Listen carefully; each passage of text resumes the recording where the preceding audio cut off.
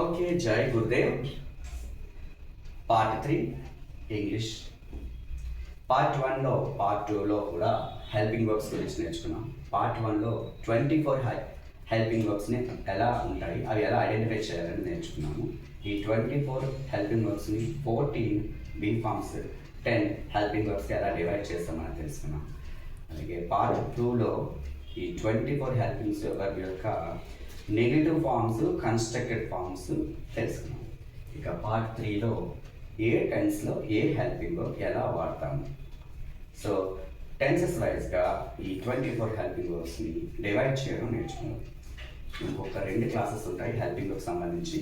ఈ 2 క్లాసెస్ మొత్తం 5 పార్ట్స్ మనం తెలుసుకుంటే ఈ వర్బ్స్ అన్ని కూడా పూర్తిగా హెల్పింగ్ వర్బ్స్ పూర్తిగా అర్థమవుతుంది. మనకి verb is heart of sentence అంటారు కనుక ఈ హెల్పింగ్ వర్బ్స్, మెయిన్ వర్బ్స్ తెలుసుకుంటే ఇంగ్లీష్ మనకు చక్కగా అర్థమవుతుంది. ఎటువంటి ప్రాబ్లమ్స్ అయినా మనం చేయగలం.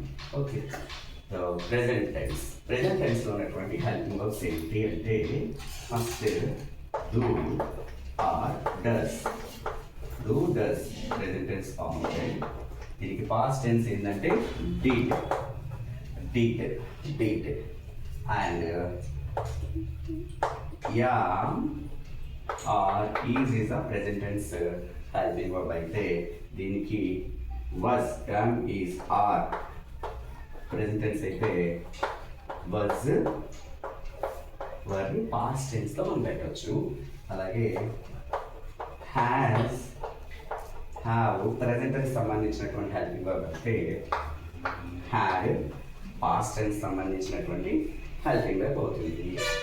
అలాగే మరి ఇలాగనే హ్యాస్ బీన్ కానీ హ్యావ్ బీన్ కానీ ఈ రెండు కూడా పాస్ట్ ప్రెజెంట్ టెన్స్లో పెడితే పాస్ట్ టెన్స్ హ్యాడ్ బీన్.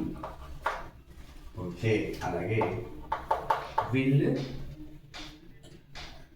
విల్కి పాస్ట్ టెన్స్ వుడ్.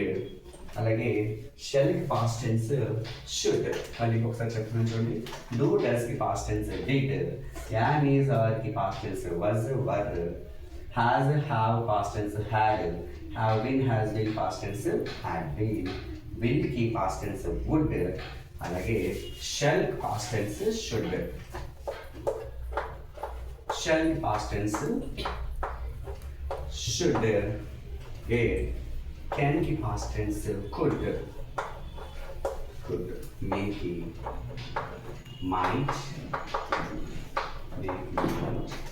ఇలా 24 helping verbs की need past, present tense, past tense forms ఉంటాయి. ఏ టెన్స్ ఎక్కడ వాడాలి, ఏది ప్రెజెంట్ టెన్స్, ఏది పాస్ట్ టెన్స్, వీటి మీనింగ్స్ మనకి తెలిస్తే ఇప్పుడు గతం, ప్రెజెంట్, పాస్ట్ గురించి ఈ హెల్పింగ్ వర్బ్స్ మనం ఇప్పుడు మాట్లాడుతున్నాము.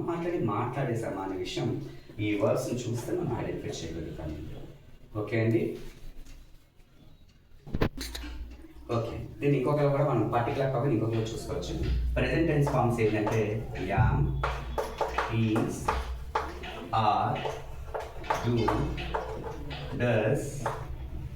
ఇది ప్రెజెంట్ టెన్స్ ఫార్మ్స్ అయితే past tense forms was, for, past tense form ఉంటాయి. అలాగే ఇది మనం ఏమనుకున్నాం, హెల్పింగ్ వర్బ్స్ అనుకున్నాం. అలాగే డూ డస్ అయితే past tense did.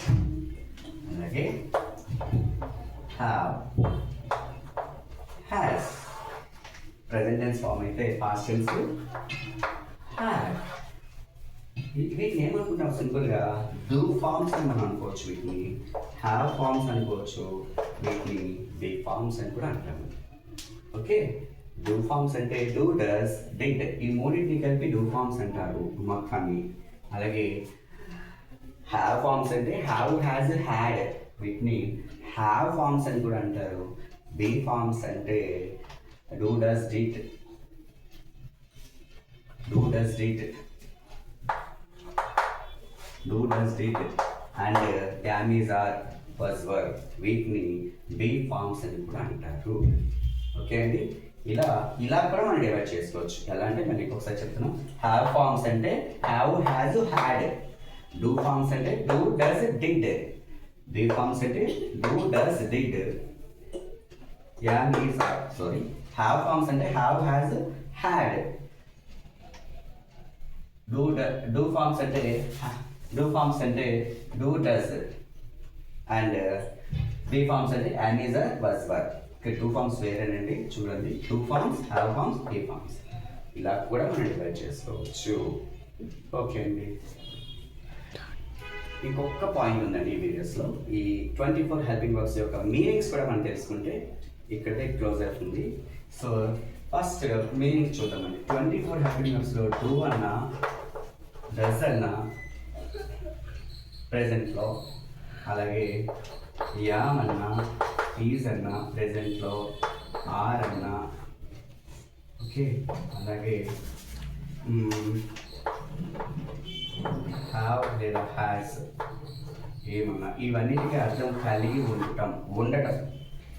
I have a pen, నా దగ్గర పెన్ ఉంది. దిస్ ఈజ్ ఎ బుక్, ఇది పుస్తకమై ఉన్నది.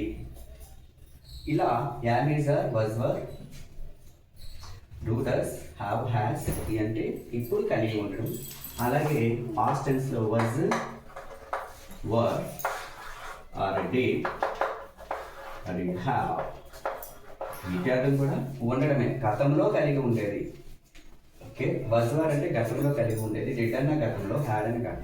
ఈ ప్రెజెంట్లో కలిగి ఉండడం, పాస్ట్లో కలిగి ఉండడం. ఈ రెండింటి యొక్క అర్థం ఏంటంటే హెల్పింగ్ వర్బ్స్ అంటే వీటి బీ ఫార్మ్స్ అనుకోండి. బీ అంటే ఉండటం,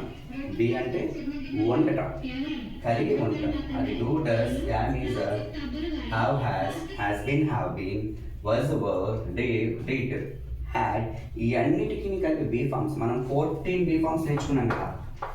14 బీ ఫార్మ్స్కి ఒకటే ఒక అర్థం ఏంటంటే ఉండటం, కలిగి ఉండటం లేదా ఉండటం. ఇక ఈ బీ ఫార్మ్స్ అయితే మనం ఆక్సిలరీ వర్బ్స్ 10 నేర్చుకున్నాం కదా. Auxiliary verbs 10 auxiliary verbs will, shall, అలాగే ఇవి కూడా ఉండడమే, భవిష్యత్తులో కలిగి ఉండడం అంటారు. వుడ్ అంటే భవిష్యత్తులో కలిగి ఉండేది, ఉంటుంది. షెల్ కూడా అంతే. అయితే కెన్ అనేది ఎబిలిటీని చెప్తుంది. మీకు ఒక సామర్థ్యం, ఒక ఎబిలిటీ ఉండడం, నేను పని చేయగల సామర్థ్యం ఉంటే. ఐ కెన్ డూ, నేను చేయగల. ఐ కెన్ రీడ్, నేను చేయగల సామర్థ్యం, చదవగల సామర్థ్యం నాకు ఉంటే ఐ కెన్ రీడ్. మే, మళ్ళీ వీటి గురించి ఒకసారి డిస్కస్ చేద్దాం, టైం వచ్చింది కదా ఒకసారి చెప్పేస్తాను. మే అంటే ఇది ఆబ్లిగేషన్, ఒక పని చేస్తే చేయొచ్చు, లేకపోతే లేదు. మే నాట్ అంటే చేయకపోవచ్చు, మే అంటే చేయొచ్చు. ఐ మే కమ్, నేను రావచ్చా. I may come, you may come, నువ్వు రావచ్చు. ఐ మే గో, నేను వెళ్ళొచ్చు. ఇలా మే అంటే ఆబ్లిగేషన్ చెప్తారండి. అలాగే ఇంకేంటి, కెన్, మే, అంతే. అలాగే నీడ్ టు, డేర్ టు నేర్చుకున్నాం కదండి.